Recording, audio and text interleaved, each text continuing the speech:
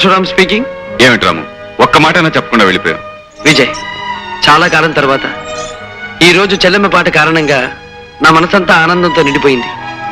సీతారాముల లాంటి మీ జంటని చూస్తూనే పరవశించిపోయాను. ఆ సంతోషంలో ఏం మాట్లాడాలో తెలియలేదు, అందుకే చెప్పకుండా వచ్చేశాను. I'm sorry Vijay. It's okay. రేపే కదా నీ పుట్టినది? అవును, ఎక్కడున్నా నువ్వు నాకు శుభాకాంక్షలు చెప్తావని నాకు తెలుసు విజయ్. బాయ్. ఒరే లంబో, ఈ మారు జనం దగ్గర నుంచి కంప్లైంట్ వచ్చిందంటే నిన్ను లాకప్ లో కాదు సెంట్రల్ జైల్లో దోసేయడం. సెంట్రల్ జైలు మనకేం కొత్త కాదు. మన మీద ఎవడన్నా రిపోర్ట్ ఇచ్చాడు, పెచ్చని కాల్చినట్టు కాల్చవతల బారేస్తాను.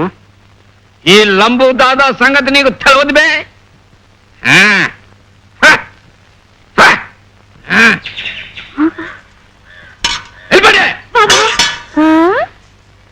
ఏ పిల్ల, మనకు దోషై ఏటి బావు, నన్ను తమాస పట్టిద్దామనా?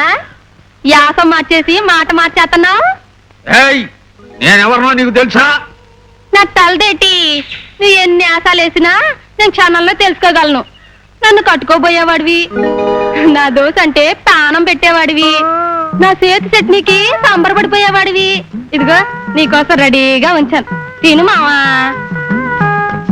ఏటి మావా అలా చూస్తున్నావు? నా చేతితో పెడితే కానీ తినవా? పెట్టు పెట్టు.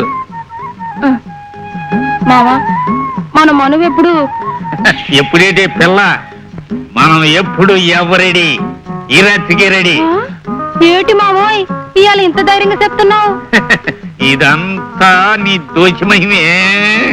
అబ్బా ఊరుకో మావా, మంత్రి గారితో చెప్పి ముహూర్తం పెట్టించు. తగిలే కోణ. మావా మావా చుక్కమ్మా, దోశల చుక్కమ్మా, మావా నువ్వు పెట్టే దోశలు తిని నీ తల్లో పూలు పెడదామని వచ్చానే చుక్కమ్మ. ఏటి మావా ఇంతలోనే యాస మార్చేసావు? ఇప్పుడేగా రౌడీలాగా వచ్చి అబ్బా బుగ్గ గిల్లెళ్ళావు. రౌడీలా రావడం ఏమిటే వెర్రి మొహమా, నేను వచ్చింది ఇప్పుడేగా. పద పద, ముందు దోశ ఎడుదు గారి. ఊరుకో మావా, అమ్మంతో 6 దోశలు మింగేశావు. ఎప్పుడు లేంది. అబ్బా నలిపి నలిపి. ఏమిటి పోలేది? నేను చాలే ఊరుకో మావా, కొత్త సరస నువ్వును. కొత్త సరసమా? రౌడీగాడా?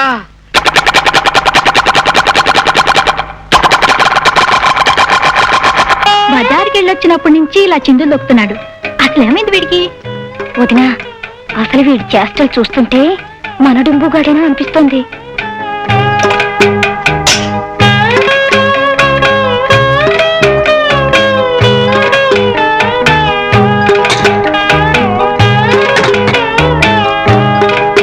అయిపోయింది, అంతా అయిపోయింది. నా పని పూర్తిగా అయిపోయింది. నేనేం పాపం చేశానని అందరూ నన్ను ఇలా అనుమానిస్తున్నారు. అమ్మగారు మీరైనా చెప్పండి, నేనే కదా? అవును, నువ్వేగా. చిన్నమ్మగారు మీరు చెప్పండి, నా మొహన్ నాదే కదా? నీ మొహం నీది కాకపోతే ఇంకొకటి ఎలా అవుతుంది? నా మొహన్ నాదైనప్పుడు నేను లేకుండా నా మొహన్ లాంటి మొహంతో మరోడు ఉండటానికి ఎలా వీలవుతుంది చెప్పండి. డొంబు, నీకేదో గాలి సోకినట్టుంది. కాసిన మిరపకాయలు దిష్టి తీసుకొని మూల కూర్చోయిపోటికి. అసలు నా పరిస్థితి మీరు అర్థం చేసుకోరు ఏమిటండి? ఈ కత్తి లాంటి కత్తి ఇంకోటి ఉండొచ్చు, ఆ గిన్నె లాంటి గిన్నె ఇంకోటి ఉండొచ్చు, కానీ నా మొహన్ లాంటి మొహం ఇంకోటి ఉంటుందా చెప్పండి. వదినా, నువ్వు చెప్పినట్టే వీడికేదో అయింది. దుంబు, దిష్టి తీసుకున్న తర్వాత కొంచెం మిరియాల కషాయం, నిమ్మకాయ రసం కూడా తీసుకో, పిచ్చి కుదురుతుంది. రావదునా? వీళ్ళు చూస్తే ఇలా అంటున్నారు, బజార్లో వాళ్ళు చూస్తే అలా అంటున్నారు. ఏదో జరుగుతుంది, అదేదో నేనే తెలుసుకుంటాను. Happy birthday to you boss. ఈ ఏళ్ళు మీరు చల్లగా బ్రతకాలి. బ్రతికే ప్రతి క్షణం ఒక సమస్యగా, ఒక సంఘర్షణగా ఉండే ఈ కాలంలో 1000 ఏళ్ళు ఎందుకు బ్రతకడం కేశవ? మీకోసం కాకపోయినా మీ నీడలో బ్రతికే లక్షలాది పేదవాళ్ళ కోసమైనా మీరు 1000 ఏళ్ళు చల్లగా బ్రతకాలి. భోజనాలు కానీ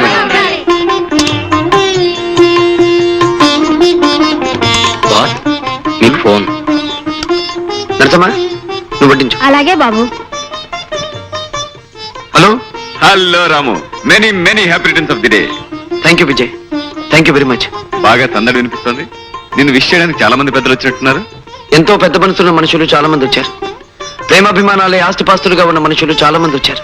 very good, I'm really happy. Once again many many happy returns of the day. Thank you Vijay, thank you very much. మీరు అనుకుంటున్నట్టు స్వప్న ఈ రోజు ఇక్కడికి రావటం లేదు. ఏ ఎందుకని? మీరు చెప్పిన దానికంటే ఎక్కువ సొమ్మిచ్చి భుజంగరావు ఆమెను తన బంగ్లాకి తీసుకెళ్లిపోయాడు. డియర్ ఫ్రెండ్స్, మందు తప్ప వేరే ఏ ఇతర మజా ఉండలేదని మీరు ఈ మధ్య చింతిస్తున్నారని తెలిసి లక్షలు ఖర్చు పెట్టి ఈ స్వప్నం తీసుకొచ్చాను. ఇది మీ అందరికీ వరుస క్రమంలో రోజుకో స్వప్నం చూపిస్తుంది. ఆ తర్వాత దీనికి ఈస్ట్మన్ కలర్ స్వప్నం నేను చూపిస్తాను. వండర్ఫుల్ భుజంగరావు, ఇలాంటి ముచ్చటైన ఏర్పాట్లు చేస్తావు కనుకనే నీతో బిజినెస్ కైనా పార్టీకైనా మేమంతా పరిగెత్తుకొస్తాం.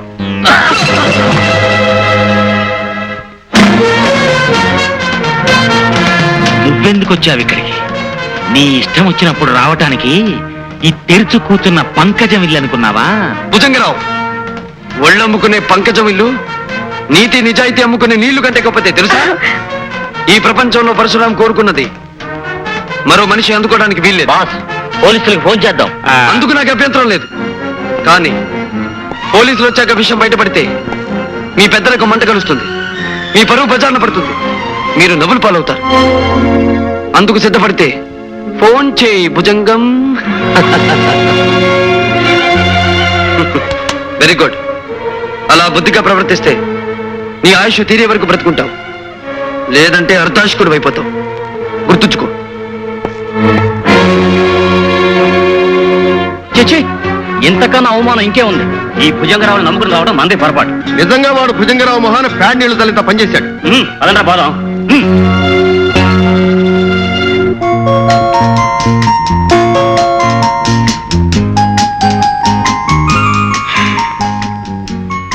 అందమైన స్వప్నాన్ని అందరూ అందుకోవడానికి వీల్లేదు, అనుభవించడానికి అంతకంటే వీల్లేదు.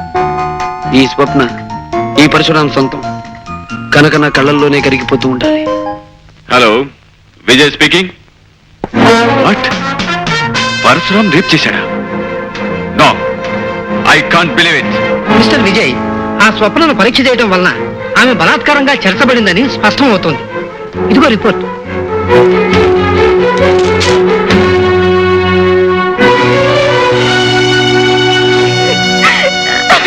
స్వప్న, ఊరుకోమ్మా, ఊరుకో.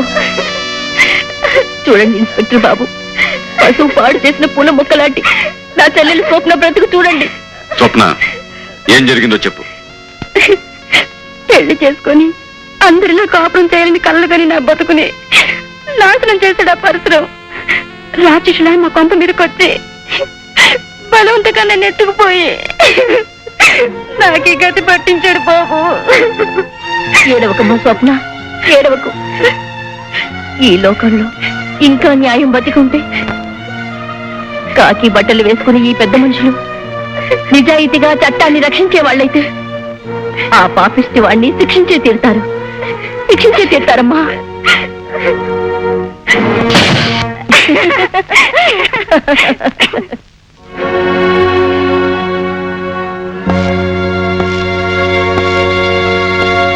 రాము, అరే నువ్వా విజయ్? ఏమిటి ఇలా వచ్చావు? కమాన్ విజయ్, ఏమిటి ఎలా ఉన్నావు? ఏం జరిగింది? జరగకూడని సంఘటన జరగటం వల్ల నేను ఇక్కడికి ఆఫీసర్గా రావటం జరిగింది.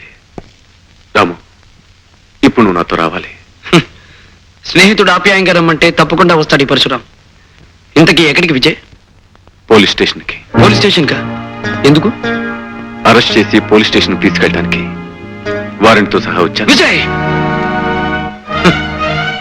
ఈ పరశురాం ఇంట్లో అడుగుపెట్టి ఈ పరశురాం ఎదురుగా నుంచుని వారెంట్ పేరుతో బెదిరించి అరెస్ట్ చేయడానికి వచ్చిన మొట్టమొదటి పోలీస్ ఆఫీసర్వి నువ్వే విజయ్, నువ్వే.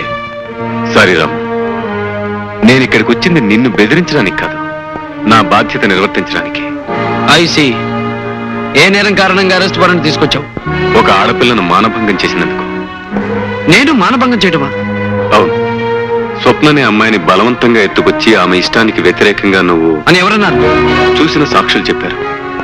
బలాత్కరించబడిన స్వప్న చెప్పింది. ఆ సాక్షులు అబద్ధం చెప్తున్నారు, ఆ స్వప్నం కూడా అబద్ధం చెప్తుంది. ఇదంతా కావాలని కల్పించబడ్డ కట్టు కదా. నేను వెంటనే స్వప్నను చూడాలనుకుంటున్నాను. అందుకు అవకాశం లేదు రాము. ఇక ముందు నువ్వు స్వప్నను కలుసుకోబోయేది లాయర్ల సమక్షంలో కోర్టులోనే. Get out Vijay, get out. మన స్నేహం మీద గౌరవం ఉంటే వెంటనే వెళ్ళిపో. రాము, స్నేహం కారణంగా వృత్తికి నేను అన్యాయం చేస్తే ఈ లోకంలో స్నేహం అనే పదానికే గౌరవం పోతుంది. ఇప్పుడు నాకున్న రెండే మార్గాలు. స్నేహం కోసం బాధ్యతను విస్మరించి వృత్తికి రాజీనామా ఇవ్వటం, లేదా డ్యూటీ కోసం స్నేహానికి కూడా తల వంచకుండా నిన్ను అరెస్ట్ చేసి తీసుకెళ్ళటం. నన్నేం చేయమంటావో నువ్వే నిర్ణయం చెప్పు. ఆల్ రైట్ విజయ్, ఒక బాధ్యత గల ఆఫీసర్గా నా స్నేహితుడు 10 కాలాల పాటు ఆనందంగా ఉండాలని కోరుకుంటున్నాను. అందుకే నీతో పోలీస్ స్టేషన్కి రావాలనుకుంటున్నాను. కానీ ఒక్క విషయం గుర్తుంచుకో, చట్టం, న్యాయం, అబద్ధాన్ని నమ్మి నాకు అన్యాయంగా శిక్ష విధిస్తే అందుకు కారకుడివి నువ్వే అవుతావు. రాము, నువ్వు నిజంగా నిర్దోషి అయితే నీకు న్యాయం జరిగేటట్టు చూసే బాధ్యత నాది. I promise you. ఓకే, నేనిప్పుడు నీతో వచ్చేది చట్టానికి కట్టుబడి కాదు, నువ్వు తెచ్చిన వారెంట్కి తలవంచి కాదు. నా స్నేహితుడైన నీ మాట నమ్మి నీ కోసం వస్తున్నాను. నువ్వు అన్న మాట నిలబెట్టుకుంటావని ఆశిస్తున్నాను. కమాన్, లెట్స్ గో. ఈ పరశురాం ఇంట్లో అడుగుపెట్టి ఈ పరశురాం ఎదురుగా నుంచుని వారెంట్ పేరుతో బెదిరించి అరెస్ట్ చేయడానికి వచ్చిన మొట్టమొదటి పోలీస్ ఆఫీసర్వి నువ్వే విజయ్, నువ్వే. సారీ రాము, నేను ఇక్కడికి వచ్చింది నిన్ను బెదిరించడానికి కాదు, నా బాధ్యత నిర్వర్తించడానికి. ఐసి, ఏ నేరం కారణంగా అరెస్ట్ వారెంట్ తీసుకొచ్చావు? ఒక ఆడపిల్లను మానభంగం చేసినందుకు. నేను మానభంగం చేయటమా? అవును, స్వప్ననే అమ్మాయిని బలవంతంగా ఎత్తుకొచ్చి ఆమె ఇష్టానికి వ్యతిరేకంగా నువ్వు అని ఎవరన్నారు? చూసిన సాక్షులు చెప్పారు. బలాత్కరించబడిన స్వప్న చెప్పింది. ఆ సాక్షులు అబద్ధం చెప్తున్నారు, ఆ స్వప్నం కూడా అబద్ధం చెప్తుంది. ఇదంతా కావాలని కల్పించబడ్డ కట్టు కదా. నేను వెంటనే స్వప్నను చూడాలనుకుంటున్నాను. అందుకు అవకాశం లేదు రాము. ఇక ముందు నువ్వు స్వప్నను కలుసుకోబోయేది లాయర్ల సమక్షంలో కోర్టులోనే. Get out Vijay, get out. మన స్నేహం మీద గౌరవం ఉంటే వెంటనే వెళ్ళిపో. రాము, స్నేహం కారణంగా వృత్తికి నేను అన్యాయం చేస్తే ఈ లోకంలో స్నేహం అనే పదానికే గౌరవం పోతుంది. ఇప్పుడు నాకున్న రెండే మార్గాలు. స్నేహం కోసం బాధ్యతను విస్మరించి వృత్తికి రాజీనామా ఇవ్వటం, లేదా డ్యూటీ కోసం స్నేహానికి కూడా తల వంచకుండా నిన్ను అరెస్ట్ చేసి తీసుకెళ్ళటం. నన్నేం చేయమంటావో నువ్వే నిర్ణయం చెప్పు. ఆల్ రైట్ విజయ్, ఒక బాధ్యత గల ఆఫీసర్గా నా స్నేహితుడు 10 కాలాల పాటు ఆనందంగా ఉండాలని కోరుకుంటున్నాను. అందుకే నీతో పోలీస్ స్టేషన్కి రావాలనుకుంటున్నాను. కానీ ఒక్క విషయం గుర్తుంచుకో, చట్టం, న్యాయం, అబద్ధాన్ని నమ్మి నాకు అన్యాయంగా శిక్ష విధిస్తే అందుకు కారకుడివి నువ్వే అవుతావు. రాము, నువ్వు నిజంగా నిర్దోషి అయితే నీకు న్యాయం జరిగేటట్టు చూసే బాధ్యత నాది. I promise you. ఓకే, నేనిప్పుడు నీతో వచ్చేది చట్టానికి కట్టుబడి కాదు, నువ్వు తెచ్చిన వారెంట్కి తలవంచి కాదు. నా స్నేహితుడైన నీ మాట నమ్మి నీ కోసం వస్తున్నాను. నువ్వు అన్న మాట నిలబెట్టుకుంటావని ఆశిస్తున్నాను. కమాన్, లెట్స్ గో. స్నేహాన్ని వెన్నుపోటు పొడిచి సారీ చెప్పడం ఎందుకు? రాము, అలా మాట్లాడుకో. ఇలా జరుగుతుందని నేను ఊహించలేదు. నేను ఊహించలేదు, కానీ జరగాల్సింది జరిగింది. ఈ లోకంలో కత్తి కంటే పదునైంది డబ్బు. నల్లగౌన్లు వేసుకున్న పెద్ద మనుషులు ఆ పదునైన ఆయుధంతో సత్యాన్ని, న్యాయాన్ని ఇక్కడ హత్యగావించడం మామూలు ఇన్స్పెక్టర్. కాకపోతే